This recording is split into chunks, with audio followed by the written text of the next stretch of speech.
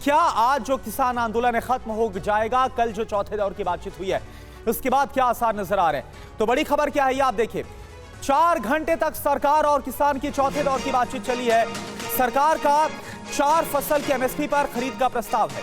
अच्छे माहौल में बात हुई है, सकारात्मक सुझाव सामने आए हैं। पीयूष गोयल की तरफ से कहा गया फैसले के लिए किसानों ने आज से कल तक का वक्त मांगा है, यानी 1 से 2 दिन का वक्त। किसानों से बात करके आज बताएंगे, किसान नेता पंढेर की तरफ से ये कहा गया। तो कल चौथे दौर की बातचीत हुई है चंडीगढ़ में, और हालांकि इससे पहले तीसरे दौर की बातचीत में भी काफी आगे जो बात है वो बढ़ती हुई नजर आ रही थी। सकारात्मक का वहां पर भी रुख नजर आया था। और कल ये बताया जा रहा है जो कल की बातचीत हुई है इसमें 4 फसलों पर एमएसपी को लेकर जो सुझाव है वो सामने आए हैं। इसका जो प्रस्ताव है वो सामने आया है। अब इस पर देखना है कि किसानों का क्या रुख होगा।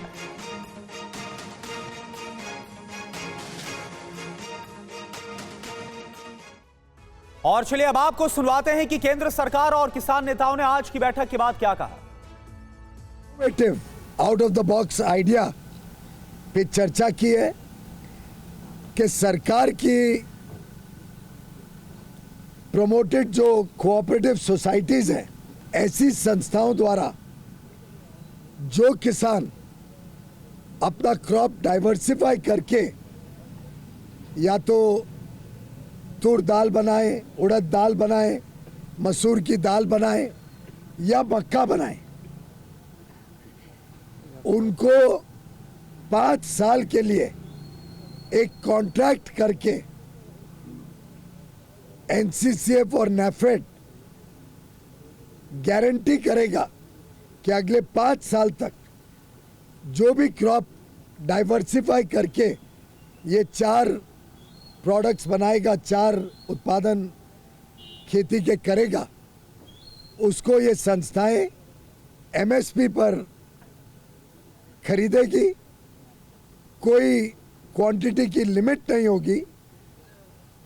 एक पोर्टल बनाया जाएगा और जो मंत्री महोदय ने भी कहा भी जो मांगे रह रही हैं उनके ऊपर सरकार भी जाकर विचार चर्चा करेगी। ठीक है। और तीसरी बात इसीलिए पहले तो और था, जब सरकार कुछ बात के ऊपर विचार विमर्श करने के लिए सोच रही है, कुछ बात अपने आप से बोल दी है, इसीलिए आज 18 में 19-20 का समय मिलेगा। जो दिल्ली जाने का कार्यक्रम है वो स्टैंड बाय है, वो हम क्लियर करते हैं। ठीक है ना। 21 को 11 बजे हम अपने दोनों फोरमों में विचार कर लेंगे। अच्छा होगा, सरकार भी और हम भी पूरा जतन करेंगे कि मिल बैठ के ये मसलों का हल हो जाए। और चलिए अब आपको बताते हैं कि आज की जो बैठक हुई, यानी कि जो चंडीगढ़ में बैठक हुई है, कल चौथे दौर की बातचीत हुई है, इसमें क्या हुआ है और क्या यहां से सकारात्मक निकल कर आ रहा है। ये चौथे राउंड की बैठक थी जो कि 4 घंटे तक चली और 4 फसलों पर एमएसपी खरीद का जो प्रस्ताव है सरकार ने किसानों को दिया है। केंद्र सरकार की ओर से धान और गेहूं के अलावा मसूर, उड़द, मक्का और कपास की फसल पर एमएसपी देने का प्रस्ताव पेश किया गया, लेकिन इसके लिए किसानों को भारतीय राष्ट्रीय कृषि सहकारी विपणन संघर्ष यानी कि NAFED, national cooperative consumers federation of India यानी कि एनसीसीएफ और भारतीय कपास निगम यानी कि सीसीआई से 5 साल का करार करना होगा। केंद्र के इस प्रस्ताव पर बैठक में मौजूद किसान नेताओं ने सभी संगठनों से बात करके अंतिम फैसला बताने के लिए आज भर का वक्त मांगा है। अब आप देखिए एमएसपी पर जो खरीद प्रस्ताव है वो सामने आ गया है। कौन कौन सी फसल है? धान, गेहूं, मसूर, उड़द, मक्का, कपास, ये तमाम वो फसल है जिस पर प्रस्ताव सामने आया है। और चलिए अब बात करते हैं युद्ध की, और रूस यूक्रेन युद्ध की बात करते हैं। यूक्रेन की संपूर्ण तबाही का दरवाजा खुल चुका है। पुतिन के नए ब्लूप्रिंट में मार्च में यूक्रेन का नाम दुनिया के नक्शे से मिट सकता है। अब ज़ेलेंस्की के सामने सरेंडर ही आखिरी विकल्प बचा हुआ है। यूक्रेन का रूस में विलय कराकर यूक्रेन को बचा सकते हैं, लेकिन ज़ेलेंस्की की जिद उन पर भारी पड़ती हुई साफ नजर आ रही है। ज़ेलेंस्की को उम्मीद है कि उन्हें जल्द हथियार मिलेंगे जिससे वो युद्ध में वापसी करेंगे। इस बीच क्रेमलिन ने यूक्रेन को तहस नहस करने का फरमान जारी कर दिया है।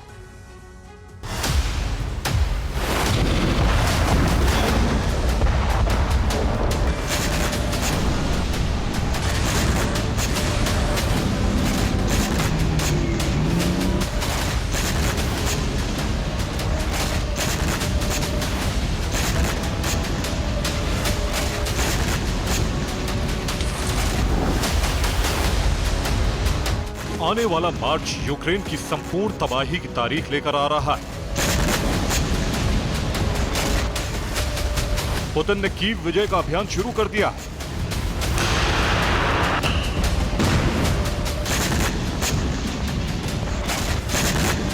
रूस की सेना तेजी से आगे बढ़ रही है और रास्ता साफ उसके मिसाइल और ड्रोन कर रहे हैं।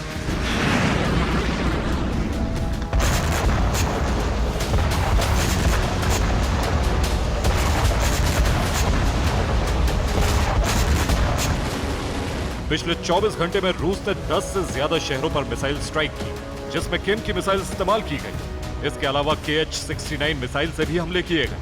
पिछले 24 घंटे में यूक्रेन को जबरदस्त नुकसान हुआ है।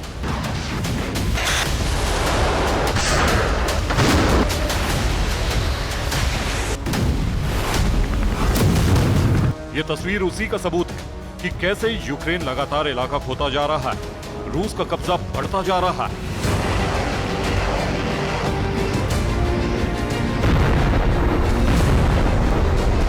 अवदिव्का में रूस ने कब्जे का ऐलान कर दिया है। यह अवदिव्का के पार्क की तस्वीरें हैं, जहां रूसी सेना ने अपना झंडा लगा दिया। इसी तरह अवदिव्का में अलग अलग जगहों पर कब्जा कर लिया गया है।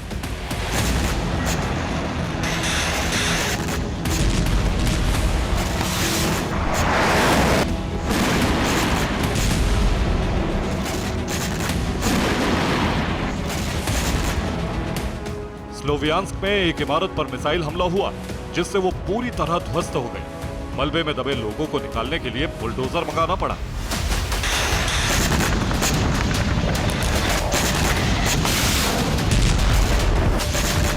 ज़ेपोरिज़िया में मिलिट्री व्हीकल को रूसी सेना ने उड़ा दिया। इस दौरान यूक्रेनी सैनिक पोस्ट छोड़कर भाग खड़े हुए।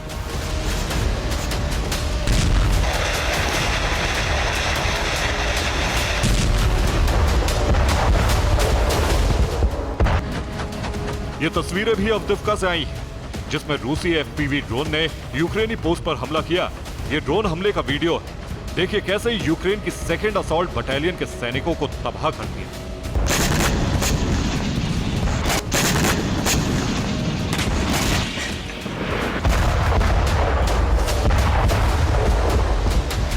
सूमी में मिसाइल हमले में एक घर पूरी तरह से खाक हो गया। देखिए कैसे आग की लपटें उठ रही हैं। सूमी के रिहायशी इलाकों में इसी तरह कई हमले हुए।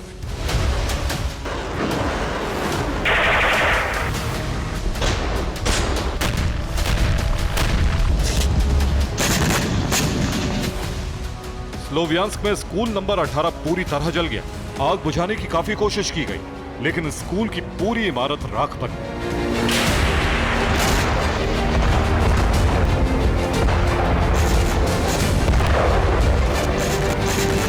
सबसे ज्यादा हमले अवदिव्का पर हुए, जहां कोल प्लांट को पूरी तरह तबाह कर दिया गया। देखिए कैसे हमले के बाद धुआं निकल रहा है।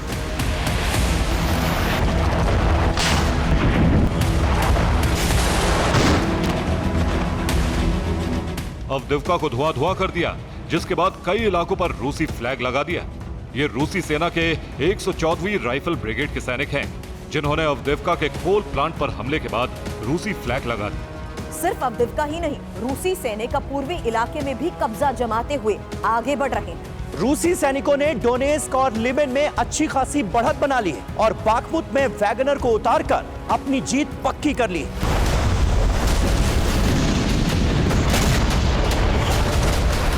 लेकिन पुतिन अभी यहीं नहीं रुकने वाले। उनका इरादा आगे कीव तक जल्द से जल्द पहुंचना है।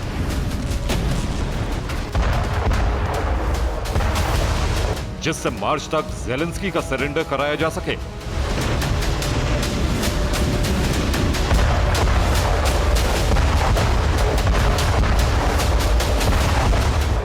इसके लिए रूस ने अपने विध्वंसक हथियार युद्ध के मैदान में उतार दिए हैं। खासतौर से मिसाइल और ड्रोन का प्रोडक्शन बढ़ा दिया है। पुतिन जानते हैं एक बार यूक्रेन को हथियार मिल गए तो लंबे वक्त तक युद्ध खिंचेगा। इसलिए क्रेमलिन ने हथियारों की इतनी खेप बना ली है कि यूक्रेन को नाटो से मिले हथियार जैसे ही खत्म होंगे, वो एक जबरदस्त हमला करके कीव पता कर लेगा।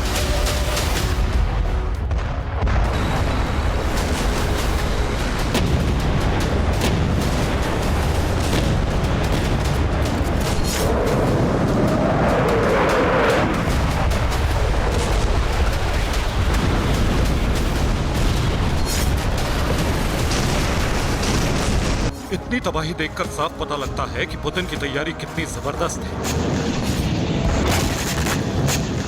जो हालात हैं, अगर एक हफ्ते रूस यूक्रेन पर इसी तरह हमले करता है तो यूक्रेन का अस्तित्व ही मिट जाए।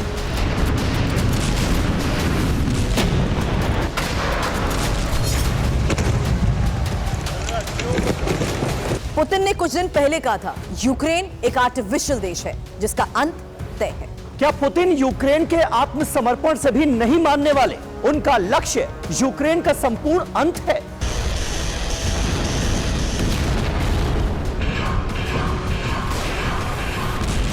तभी इतनी तबाही यूक्रेन में मचाई जा रही है, जिससे वो या तो रूस में विलय करने पर मजबूर हो जाए, ऐसा नहीं होता है तो उसको नक्शे से ही मिटा दिया जाए।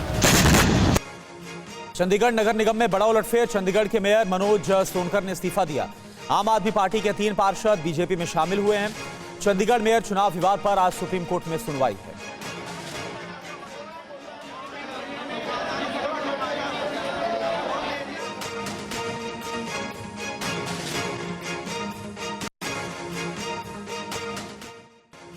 बड़ी खबर कमलनाथ को लेकर सोर्सेस के हवाले से यह बड़ी खबर है। कमलनाथ को कांग्रेस आला कमान की दो टूक। पिता कांग्रेस में और बेटा बीजेपी में नहीं चलेगा, ये सोर्सेस बतला रहे। सिख दंगा मामले में कमलनाथ को लेकर बीजेपी भी काफी असहज है।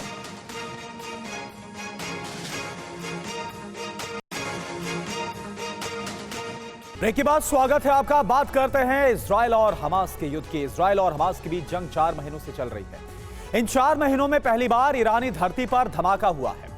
अमेरिका के आदेश पर इजरायली एयरफोर्स ने तेहरान के पास गैस पाइपलाइन को मिसाइलों से उड़ा दिया और इसी के बाद अरब में महायुद्ध का खतरा मंडराने लगा है। सवाल यह है कि इजराइल के इस हमले के बाद रईसी और उनकी सेना क्या करेगी? क्या इजराइल और अमेरिका को जवाब देने के लिए पुतिन रईसी का साथ देंगे?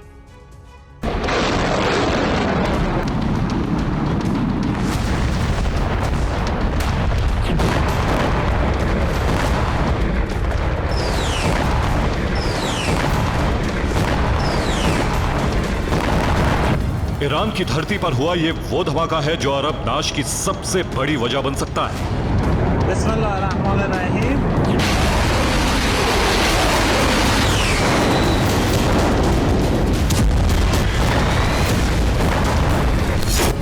तेहरान के पास ये वो ब्लास्ट है जिससे तीसरे विश्व युद्ध के विनाशक शोले भड़क सकते हैं।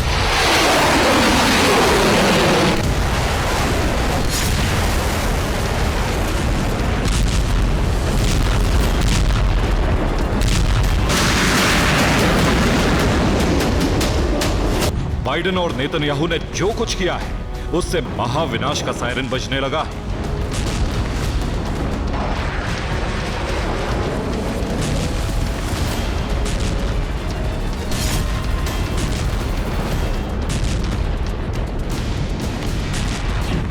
ईरान उस वक्त आउट ऑफ कंट्रोल हो गया जब अमेरिका के ऑर्डर पर इजराइल ने ईरान की धरती पर बहुत बड़ा धमाका कर दिया।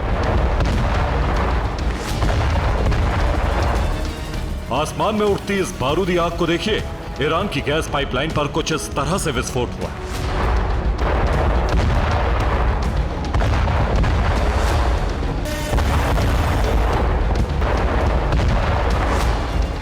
रिपोर्ट्स के मुताबिक यह धमाका इजराइल ने किया। अमेरिका के इशारे पर इजरायली सेना ने सीक्रेट ऑपरेशन चलाया। इसके तहत ईरान की गैस पाइपलाइन को उड़ा दिया गया।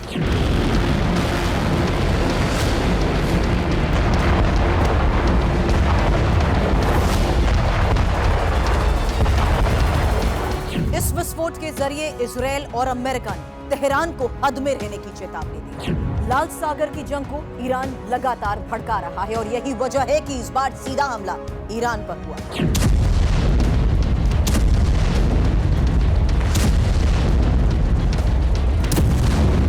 ईरानी धरती पर हमला हुआ।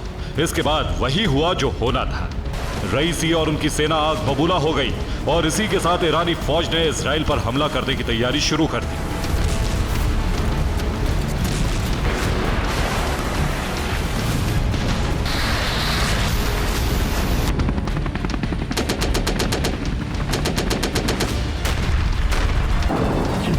जैसे ही इस बात की पुष्टि हुई कि इजराइल ने ईरान की गैस पाइपलाइन को स्पेशल ऑपरेशन के तहत तबाह किया, वैसे ही रईसी आर्मी जंगी मोड में आ गई।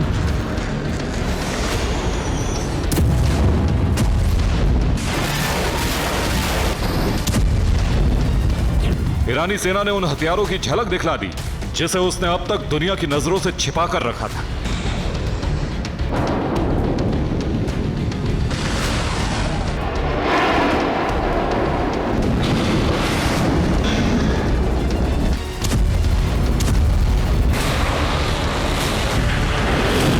ईरान पर हमले का खतरा बढ़ा तो उसने सबसे खतरनाक एयर डिफेंस सिस्टम को लॉन्च कर दिया। इस एयर डिफेंस सिस्टम का नाम है अरमान।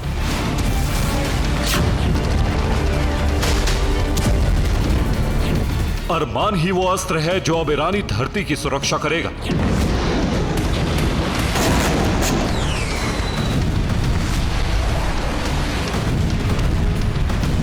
ईरान ने अरमान की तैनाती इसलिए कर दी है क्योंकि वो किसी भी वक्त इजराइल के खिलाफ सैन्य ऑपरेशन शुरू कर सकता है।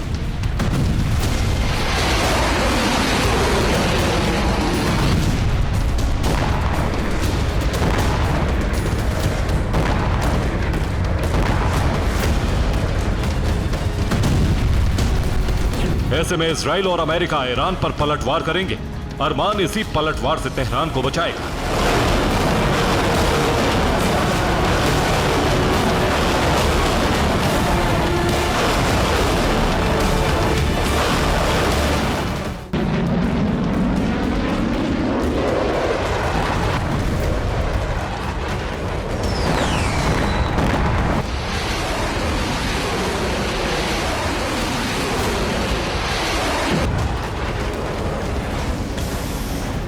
इजराइल और अमेरिका से युद्ध का खतरा बहुत बढ़ गया है।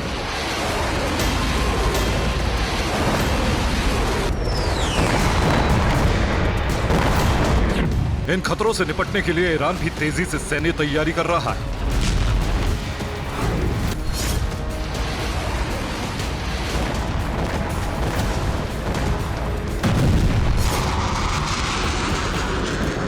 अंटार्कटिका में ईरान मिलिट्री ऑपरेशन थिएटर बनाने जा रहा है।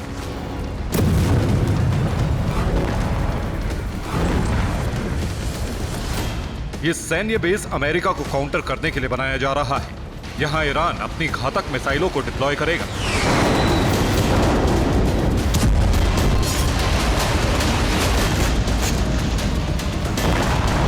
माना जा रहा है कि रईसी ये कदम शी जिनपिंग और पुतिन का साथ मिलने के बाद उठा रहे हैं। अंटार्कटिका में बेस बनाने के लिए रूस और चीन ईरान की मदद कर रहे हैं। यहां तक कि फंडिंग भी रूस और चीन ही कर रहे हैं।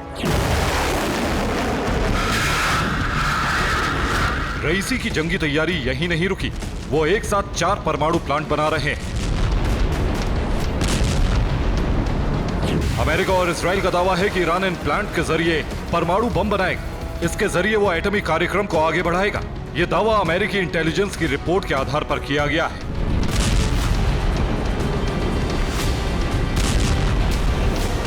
इसका मतलब यह हुआ कि ईरान एटमी धमाका करने के नजदीक पहुंच चुका है। वो किसी भी वक्त परमाणु मिसाइलों का टेस्ट कर सकता है। एक रिपोर्ट के मुताबिक ईरान के पास इतना संवर्धित यूरेनियम है कि वो 1 महीने में 5 एटम बम बना सकता है।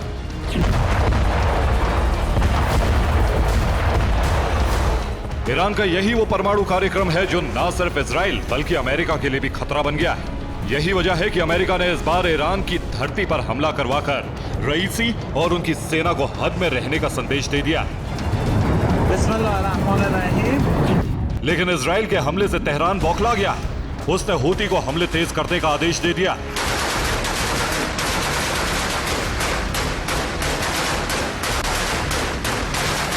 अमेरिकी सेंट्रल कमांड ने बयान जारी कर कहा कि 24 घंटे के अंदर हूती ने लाल सागर में 4 मिसाइलें दागी। हूती के टारगेट पर डेनमार्क का जहाज था। जाहिर है ना तो ईरान डरने वाला है ना ही उसके प्रॉक्सी संगठन। ऐसे में ईरान का युद्धक रुख अरब विनाश की वजह बन सकता है। Bureau report, TV9 Bharatvarsh.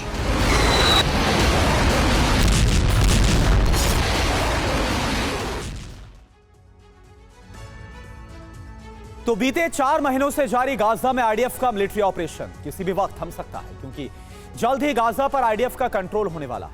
Gaza से हमास का दी एंड होने वाला है और इजरायली प्रेसिडेंट बेंजामिन नेतन्याहू का प्रण पूरा होने वाला है। जी हां, बीते 48 घंटों से इजरायली सेना गाजा पर जबरदस्त हमला कर रही है और जानते हैं क्यों। दरअसल एक रिपोर्ट में दावा यह है कि इजरायली सेना अपने विजय अभियान से बस कुछ कदम ही दूर है और ये जल्द ही इसके लिए अमेरिका ने अब नए विनाशकों की खेप भी इजरायल को भेजने का ऐलान कर दिया है।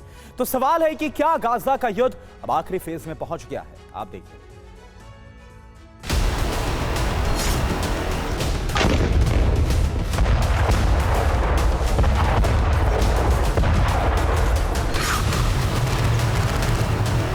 אנחנו נמצאים בתוך המטה הראשי של אונר"א ברצועת עזה.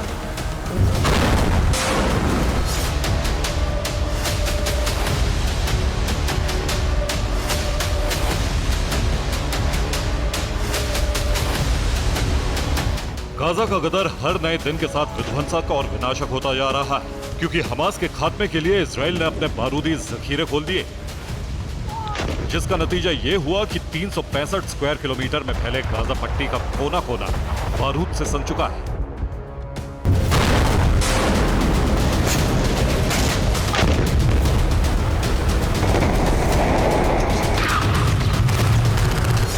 वैसे तो इजराइल और हमास के बीच युद्ध बीते 4 महीनों से जारी है, मगर बीती रात इजराइल के बारूदी प्रहार ने हमास के होश फाख्ता कर दिए, क्योंकि आईडीएफ ने आसमान से इतना बारूद बरसाया जिसकी कल्पना भी नहीं की जा सकती है।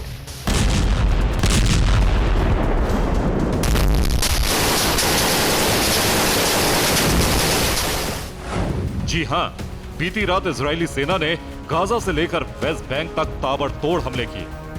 आईडीएफ ने गाजा में यूएनआरडब्ल्यूए के हेडक्वार्टर पर धावा बोला। यूएनआरडब्ल्यूए हेडक्वार्टर के नीचे हमास की सुरंग मौजूद थी। हमास की 700 मीटर लंबी सुरंग भी आईडीएफ ने तबाह की। खान यूनिस और राफा क्रॉसिंग पर भी भीषण बमबारी की। बीते 24 घंटे में आईडीएफ ने 100 लोगों को गिरफ्तार किया।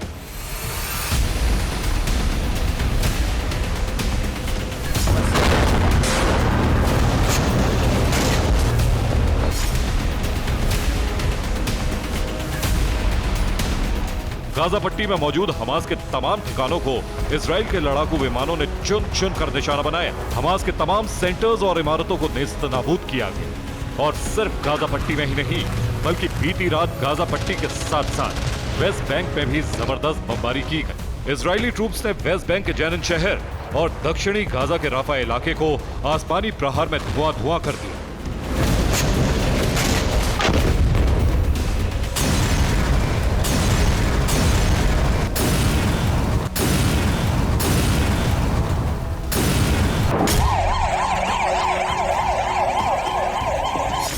दरअसल आईडीएफ की तरफ से यह ऐलान किया गया है कि इजराइल का गाजा विजय अभियान जल्द ही पूरा होने वाला है। गाजा में छिपकर बैठे हमास का अंत भी होने वाला है। बस अपने इसी मकसद को पूरा करने के लिए नेतन्याहू ने आईडीएफ को फ्री हैंड दिया, ताकि गाजा के कोने कोने को दहलाकर इजरायली सेना जल्द ही गाजा पर कंट्रोल करे और गाजा को हमास से मुक्त कर मिलिट्री ऑपरेशन को खत्म करे।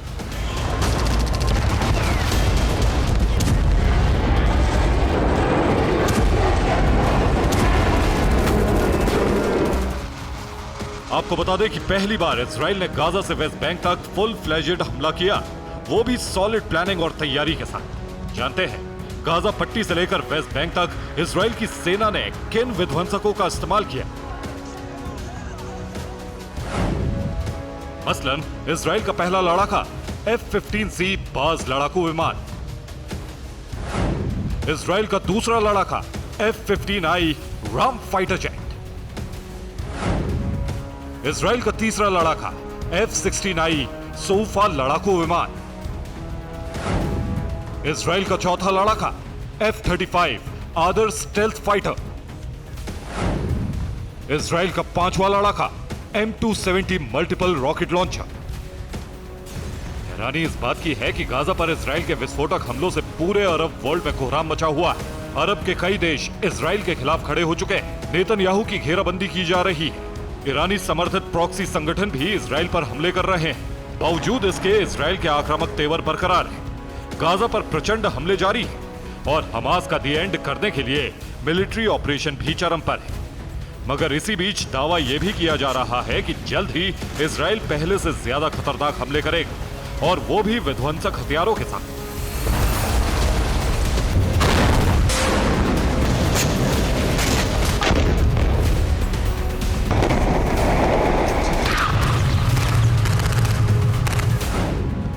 दरअसल यूएस ने इजराइल को 85 करोड़ के सैन्य पैकेज का ऐलान किया।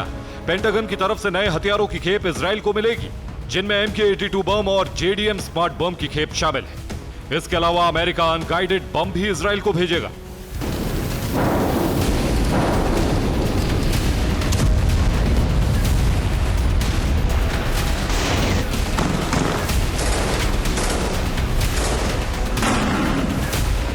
इन विनाशकारी बमों को लड़ाकू विमान और एयरक्राफ्ट के जरिए दागा जा सकता है। मतलब यह कि अगले कुछ दिनों तक गाजा पर भीषण बमबारी होगी। आसमान से प्रचंड प्रहार होगा ताकि गाजा को पूर्ण रूप से तहस नहस किया जा सके। गाजा में मौजूद हमास की अंडरग्राउंड सिटी यानी टनल नेटवर्क को नेस्त नाबूद किया जा सके। भले ही गाजा का अंत और हमास का संपूर्ण खात्मा करने की सौगंध नेतन्याहू ने खाई हो, मगर हर नए दिन के साथ गाजा का युद्ध नेतन्याहू के लिए मुसीबत खड़ी कर रहा है, क्योंकि बीते 4 महीनों से जंग जारी है और ये कब खत्म होगी, फिलहाल इस पर सस्पेंस है। वहीं जंग के विस्तार के चलते इजराइल में नेतन्याहू के खिलाफ लोगों का गुस्सा बढ़ चुका है, क्योंकि अब तक 100 से ज्यादा बंधक हमास के चंगुल में फंसे हैं। इसी बीच जंग में कई इजरायली सैनिकों की भी मौत हो रही है। ऐसे में यह आशंका जताई जा रही है कि अगर नेतन्याहू के खिलाफ लोगों का गुस्सा यूं ही बरकरार रहा तो वो गाजा जीत जाने के बाद भी अपने मुल्क में अपने ही लोगों से हार जाएंगे। कयास तो ये तक लगाए जा रहे हैं कि गाजा विजय के साथ ही नेतन्याहू सरकार का पैकअप भी हो सकता है। Bureau report, TV9 भारतवंश।